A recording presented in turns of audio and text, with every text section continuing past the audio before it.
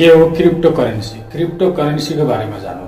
Cryptocurrency एउटा virtual पैसा हो जसलाई हामी सजिलै पसलदेखि कहीँ पनि त्यति सजिलै कारोबार गर्न सक्दैनौँ। तर क्रिप्टोकरेन्सी इलिगल हुनुको कारण चाहिँ के? न सरकारलाई थाहा हुन्छ, न कोही पर्सनल मान्छेलाई थाहा हुन्छ, न कसैलाई थाहा हुन्न भने यो क्रिप्टोकरेन्सीलाई चलाउँछ कसले? त्यत्तिकै कसैले तपाईँलाई त सहयोग गर्दैन, बिना स्वार्थ तपाईँले कुनै पनि सहयोग गर्दैन। हो त्यस्तै क्रिप्टोकरेन्सी पनि त्यस्तै, त्यो बिना स्वार्थ कसैले सञ्चालन गरेको होइन। त्यो एउटा भर्चुअल पैसा बनाउनुको एउटा मुख्य उद्देश्य हो। दिन थाले अर्थात् प्याज कमाउने चक्करमा त्यसपछि त्यो पैसा यसरी डुब्यो, कसैले फिर्तै गरेन। फिर्ता नगरेपछि अमेरिकन सरकारले तिनी ब्याङ्कहरूलाई पैसा दिने निर्णय गर्यो। तर त्यो पैसा पनि ट्याक्स तिरेकै पैसा थियो। कारोबार ठप्पो जस्तै भएको थियो अमेरिकामा एकपटक, र विश्व अर्थतन्त्रलाई हल्लाएको थियो। त्यसपछि सुरुवात भएको थियो क्रिप्टोकरेन्सी। क्रिप्टोकरेन्सीको कारोबार यसरी मौलाउनुको एउटा मुख्य कारण भनेको अनलाइन प्लेटफर्म। साइन्स एन्ड टेक्नोलोजीले प्रगति गर्दैछ, त्यति दुनियाँ अगाडि बढ्ने त हुने होइन। नेपाल राजस्व विभागलाई कर छली गर्दै यस्ता अनलाइन एपहरूमा प्रयोग गरिन्छ क्रिप्टोकरेन्सी। नमस्कार अनि हार्दिक स्वागत तथा अभिवादन छ। म हो सुभाष गिरी। आज हामी कुरा गर्नेछौँ क्रिप्टोकरेन्सीको बारेमा। क्रिप्टोकरेन्सी के हो? Cryptocurrency why illegal in Nepal and world? किन विश्वभरि र नेपालमा क्रिप्टोकरेन्सी इलिगल मानिएको छ? यसले गर्दा के असर पर्छ र यसलाई किन इलिगल मानिएको छ भन्ने कुरा आज हामी यो भिडियोमा कुरा गर्नेछौँ। क्रिप्टोकरेन्सी इलिगल मानिनुको एउटै मुख्य उद्देश्य हो, यसबाट विश्वको अर्थतन्त्र यता र उता अर्थात् कायापलट हुने सम्भावना छ। किनकि आजभन्दा पुरानो जमानामा अर्थात् सत्ययुगमा जसरी हामीले एउटा सामानलाई साट्नको लागि अर्को सामान युज गरे जस्तै अहिले क्रिप्टोकरेन्सीको कारोबार मानिन्छ। अर्थात् हामीसँग कुनै पनि बेला हामी गाई दिएर चामल साट्थ्यौँ, अर्थात् चामल दिएर गाई साट्थ्यौँ भने जस्तै अहिले क्रिप्टोकरेन्सीको कारोबार त्यस्तै भइरहेको छ। क्रिप्टोकरेन्सीको कारोबार डाइरेक्ट सरकारसँग, ब्याङ्कसँग अर्थात् विश्व ब्याङ्कसँग नभएर डाइरेक्ट यो व्यक्तिबीच हुने भएकोले क्रिप्टोकरेन्सी इलिगल मानिएको छ। यसो गर्दा न सरकारलाई थाहा हुन्छ यसको कारोबार, न कुनै ब्याङ्कलाई थाहा। ब्याङ्किङ कारोबार कसैलाई थाहा भएन भने नेपाल सरकारको अर्थतन्त्र कसरी बलियो हुने र नेपालमा विकासका काम कसरी हुने एउटा बाटो हो। तर अहिले विश्वमा जब साइन्स एन्ड टेक्नोलोजीको प्रगति हुँदै गयो तब थुप्रै अनलाइन कारोबार हुन लागे। अनलाइन कारोबारले मान्छेको जीवनमा राम्रै पुर्याइरहेको छ, राम्रै सोच विचार राम्रै बदलिरहेको छ। पहिला जस्तो हामीलाई कसैसँग बोल्नको लागि उसैसँग भेट्न जरुरी थियो। जब अनलाइन आयो, अनलाइन आइसकेपछि हामीलाई कसैसँग भेट्न जरुरी छैन, फोनमा कुरा गर्दा हुन्छ। र त्यस्तै केही वर्ष पहिला जसरी चामलसँग गाई साटिने र गाईसँग चामल साटिने भएपछि त्यसलाई सजिलो बनाउन एउटा मुद्राको प्रयोग गरिएको थियो। त्यो मुद्राको प्रयोग गरिसकेपछि त्यसपछि त्यसलाई सजिलो बनाउन अर्थात् कागजी नोट प्रचलनमा आयो। कागजी नोट प्रचलन अहिलेसम्म चलिरहेको छ। कागजी नोट अहिलेसम्म चलिरहनुको पनि विश्व अर्थतन्त्रलाई धान्नु एउटा राम्रो उद्देश्य मानिन्छ। अब आयो क्रिप्टोकरेन्सी।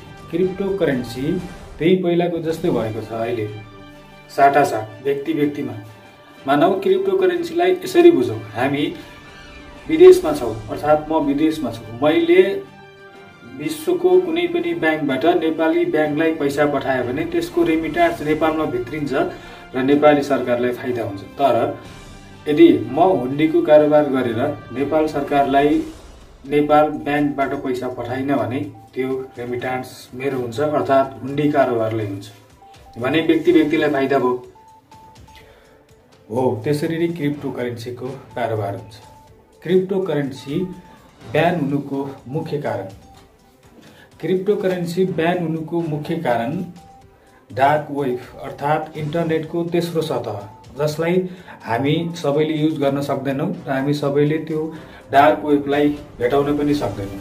जसरी हामी कुनै पनि अरूको पासपोर्ट बिना अरूको फेसबुक खोल्न सक्दैनौँ, अरूको पासपोर्ट बिना हामी जीमेल एकाउन्ट खोल्न सक्दैनौँ। त्यो दोस्रो सतहको हो। र पहिलो सतहको हो हामी जसरी सजिलै चलाउन सक्छौँ, गुगलमा सर्च गरेर भेटाउन सक्छौँ, त्यो पहिलो सतहको हो। र यिनी दुईवटा सतहभन्दा बाहिरको दुनियाँलाई इन्टरनेटको दुनियाँलाई भनिन्छ डार्क वेब। त्यो डार्क वेबमा यस्ता इलिगल कारोबार हुन्छन्। तिनै इलिगल कारोबारमा अहिले क्रिप्टो करेन्सीको कारोबार उच्च छ। राम्रोको लागि प्रयोग भएको क्रिप्टो करेन्सी कारोबार सोच्ने मान्छे अहिले त्यो इलिगल काम भइरहेको छ। डार्क वेबमा क्रिप्टो करेन्सीको कसरी कारोबार हुन्छ त जानु एउटा कुरा। डार्क वेबमा कुनै पनि काम इलिगल हुन्छ। त्यहाँ मानवका अर्गानहरू, मुटु, कलेजो, फोक्सो बेचिने गर्छ। त्यसपछि ह्युमन ट्राफिकिङ, चाइल्ड पोर्नोग्राफीदेखि लिएर थुप्रै बम बारुददेखि लिएर हतियारसम्म बेचबिखन हुन्छ। यदि त्यस्तो बेचबिखन भएको थाहा पाएपछि त कुनै पनि देशको पुलिसले त्यसलाई सजिलै समाउन सक्ने भयो। अब क्रिप्टो करेन्सीको कारोबारलाई यसले कसरी मद्दत पुर्याउँछ त? यदि मैले डार्क वेब मार्फत एउटा चाइल्ड पोर्नोग्राफी किने, अर्थात् कुनै एउटा हतियार किने, अब हतियार किनिसकेपछि मैले उसलाई पैसा त दिनु पर्यो। उसलाई पैसा दिने बेलामा मैले कुनै न कुनै ब्याङ्क एकाउन्ट अर्थात् कुनै न कुनै ठाउँबाट त्यसको ट्रान्जेक्सन गर्नु पर्यो।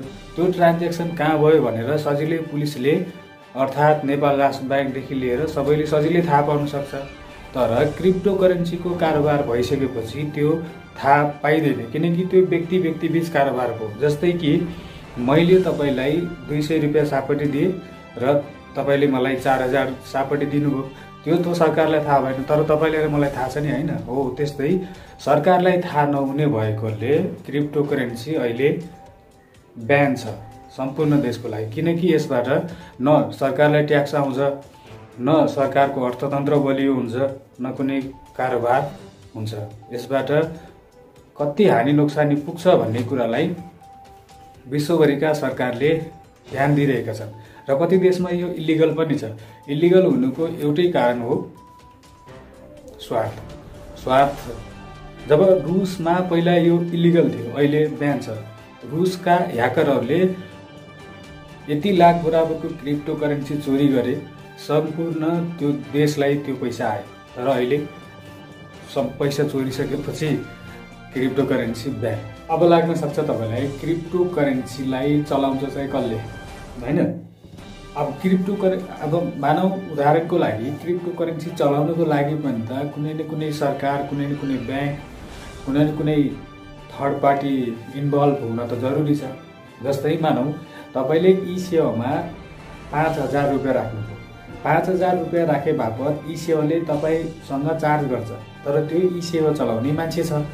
अब तपाईँले ब्याङ्कमा कुनै पैसा राख्नुभयो, त्यो पैसा तपाईँ कारोबार गर्नुहुन्छ, त्यो ब्याङ्कले त्यो चार्ज गर्छ।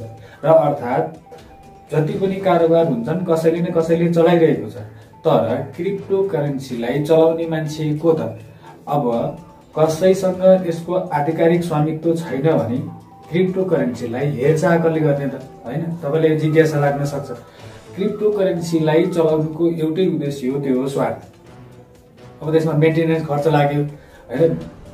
यति धेरै खर्च लाग्छ तपाईँ सायद कल्पना पनि गर्न सक्नुहुन्न होला। बिटकोइन क्रिप्टो करेन्सी चलाउनलाई यति धेरै विद्युतीय भोल्टेज अर्थात् तपाईँलाई कसरी बुझाउँ म, विद्युत चाहिन्छ।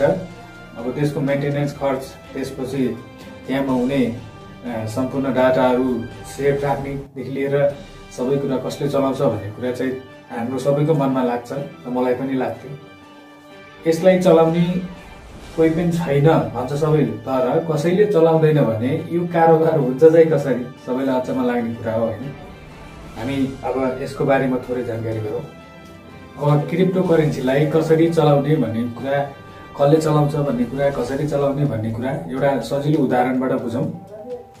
तपाईँलाई तपाईँको फेसबुक एकाउन्ट चलाउन तपाईँलाई पैसाको जरुरी हुन्छ, तपाईँलाई स्यालेरीको जरुरी हुन्छ, हुन्न नि, होइन? हो त्यस्तै क्रिप्टो करेन्सीको कारोबार तपाईँ खुद आफै सम्हाल्ने हो, होइन? तपाईँसँग त्यसको पर्सनल पिन कोड हुन्छ, त्यो पिन कोड तपाईँले रेखदेख गर्ने हो।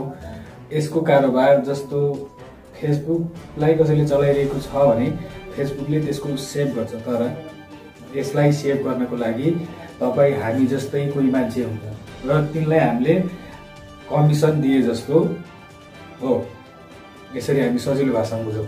अर्थात् हाम्रो क्रिप्टो करेन्सीको कारोबारमा सहयोग पुर्याउने अर्थात् मेन्टेनेन्स चार्जदेखि लिएर सबै कुरा सहयोग पुर्याउनमा दोस्रो व्यक्ति अर्थात् तपाईँ म जस्तै कोही न कोही व्यक्ति हुनसक्छ। त्यसलाई त्यो रेखदेख गरे बापत त्यसलाई माइन्ड दिन्छ होइन। माइन्ड भनेको जसले यस्तो क्रिप्टो करेन्सीदेखि लिएर सबै कुरा बुझ्नु भएको हुन्छ त्यसले त सजिलै थाहा पाउन सक्छ। तर हामी यसो माइन्डको बारेमा नबुझ्ने मान्छेले पनि जानौँ। हामी यदि हामीले कुनै पनि मान्छेलाई पैसा दियौँ भने त्यसको ब्याज हामीलाई आउँछ होइन। हो त्यही ब्याज तिनीहरूलाई चार्ज बापत क्रिप्टो करेन्सी कारोबार गरे बापत त्यही ब्याज त्यो क्रिप्टो करेन्सी कारोबार सम्हालिदिने मान्छेले राख्छ। अर्थात् कारोबार ब्याज